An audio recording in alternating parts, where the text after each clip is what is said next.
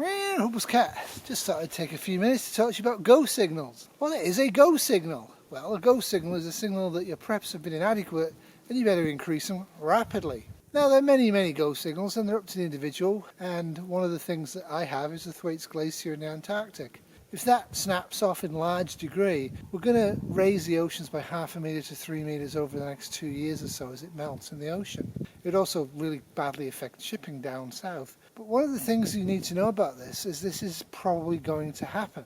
The question is, do you prep for it before it happens or after it happens? For me, I'm going to prep for it after it happens because it might not happen in my lifetime. It's looking increasingly likely that it will.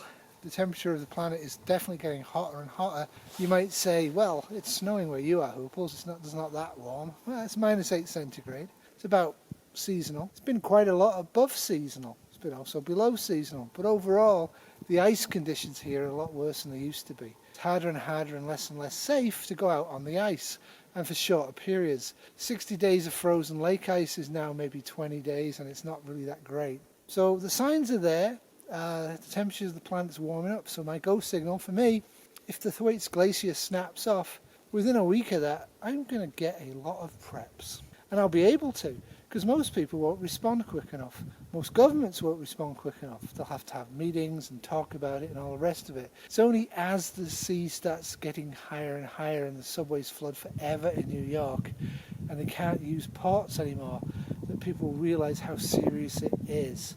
We have very short-term thinking. One of my other go signals is if Russian and NATO forces actually start firing at each other and killing each other. That's a go signal for me. Hasn't happened yet. Hope it doesn't happen.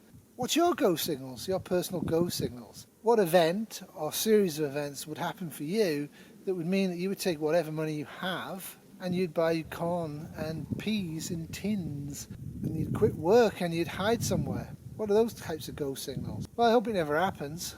I have a good coat for the cold, so it'd probably be a heat event. But life in of itself is beautiful. I'm really enjoying being back here. I'm really enjoying the quiet and the cold and the lack of noise, even though I can sort of hear a plane in the distance. Most of the time I can't hear anything, just the wind and birds and the odd tree breaking, and it's just beautiful. It's good for my soul. Makes me feel better and makes me happier. So I have to carry on because I have a walking streak going on. This is day 89 for me of walking or snowshoeing an hour or more a day, and I've been out a couple of hours and I'm having great fun. I love this new coat Kitty got me. It's absolutely brilliant. I'm going to use this when it's like this, cold, and I'm not going to use it when I'm chopping wood and all the rest of the stuff I use my other coat for. Because my other coat's okay, it's just a bit old, but this is high Arctic. I haven't put any foam in the bottom of this, and I don't need to. I can sit on pretty much ice and it's fine. So consider what you're doing, who you are, consider where you are, consider what could go on with you. Are the rivers around you likely to disappear or likely to flood? Are the mountains around you likely to catch fire or have soil come flying down in the form of mud and crush your roads and your house? Think about where you are. Have a little think over the next couple of months.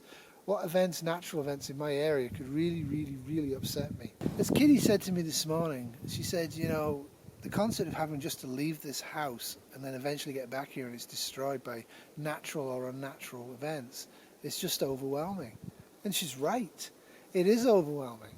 And the whole concept of prepping for a societal fall is overwhelming. One of the major problems with it is people have single-use preps and they seem to definitely know how society's going to fall, and they seem to definitely feel they're going to survive. It's going to take a lot of luck, and things are going to be very unstable.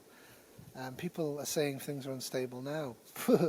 It isn't. It can be a lot worse than this. It can also be a lot better. I'm hoping somehow we figure out to destroy our flags and just actually get on with being a human species and get up in the asteroid belt and start mining them. But until that happy day comes, what we've got is tribalism and violence, and that's not good for anybody except for the people that make the weapons. Thanks for watching. Doodles. This has been a Tiny Terry production 2023.